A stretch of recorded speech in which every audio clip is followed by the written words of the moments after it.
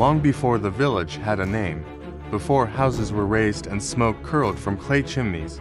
The valley belonged to the forest. It was not merely a stretch of trees, but a vast, breathing organism. The trunks were thick as towers, bark split with age, roots coiling through the earth like serpents frozen in motion. Moss softened fallen logs, and vines stitched the canopy into a living roof that filtered light into a permanent dusk. Travelers avoided the valley. They claimed that sound behaved strangely there, that footsteps echoed twice, and that sometimes the forest seemed to answer before you finished speaking. The first settlers arrived not out of ambition, but desperation. Floods had destroyed their homeland, war had scattered their kin. They wandered until they found the valley, fertile and hidden. They built their homes carefully, they asked permission from the land, and for a time, the forest allowed them to stay. There was once a pact. One winter, when snow swallowed the paths and wolves circled the huts, a hunting party became lost in a blizzard within the western grove. They expected to die there. Instead, they found themselves surrounded by monkeys perched high in the trees. The animals did not chatter or threaten. They watched silently. As the storm intensified, the monkeys began leaping from branch to branch, moving deeper into the grove. Desperate and freezing, the hunters followed. By dawn, they found themselves guided safely out of the forest. The settlers believed the land had answered their plea. They swore they would never burn the western grove. They would never cut its oldest trees. They would take only what they needed, never more. For decades, they honored that vow. And the valley prospered, but prosperity grows restless.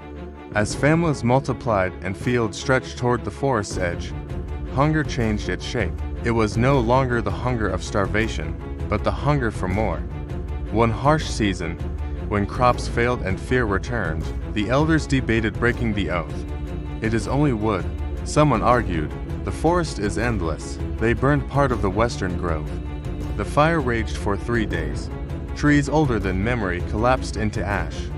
When the smoke cleared, something sat among the ruins. An enormous monkey. Its fur was streaked gray and black, its posture unnervingly still. It perched atop a scorched stone and stared toward the village without blinking. It did not attack. It did not flee. It simply watched. Within months, sickness spread. Livestock died without wounds. Children coughed through the night. The river thinned. And on the first red moon after the burning, a howl echoed through the valley. It did not sound like rage. It sounded like mourning. Generations passed. The story faded into folklore. Parents used it to frighten children into obedience. Until the year the river died completely, the stream dried into cracked stone. Rice paddies split open like broken pottery. Hunger returned, sharper than before. The village chief, Heron, remembered the old story. The younger men did not. "We starve while you fear a legend," said Jiro, the strongest among them. They sharpened spears and left beneath a moon-stained red. The forest swallowed them. The canopy dampened sound until even breathing felt too loud.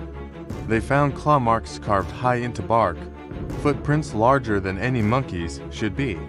Then they saw it, perched upon a massive branch, watching. It descended slowly, landing upright upon the forest floor. It was immense. Muscles coiled beneath matted gray fur. Scars traced its torso. Its arms hung nearly to its knees, and its eyes burned red, not glowing, but alive with ancient awareness. One hunter met its gaze. Something inside him shattered. He began screaming of fire and whispers. He clawed at his face, slamming his head into a tree until blood covered the bark. The creature released a howl that shook the marrow in their bones. Then it moved, too fast to follow, a blur of sinew and shadow. Spears struck empty air. Bones snapped. Screams ended abruptly. Jiro ran. He did not remember how he escaped, only the eyes. He returned at dawn, repeating one sentence. "Don't look into its eyes." He died before sunset. After that, the village was no longer safe. Footsteps crossed rooftops at night. Doors creaked though no wind blew. Dogs howled once and were never seen again. Children vanished without a sound. The creature did not kill wildly. It chose carefully, Patiently, some claimed that before each death, it leaned close to its victim, as though whispering something only they could hear. Heron understood what must be done. He gathered the remaining men and entered the western grove. They did not stand a chance. When Heron found himself alone before the creature, he felt no hatred radiating from it, only inevitability. Images flooded his mind, flames devouring sacred trees, laughter as trunks fell, promises dismissed as superstition. The monkey was not merely an animal, it was the forest memory given flesh. It spared him, not out of mercy, but so someone would remember. At dawn, Heron returned with hair turned completely white. He ordered the village abandoned immediately. No funerals, no lingering. As they crossed the valley's edge, he turned back once.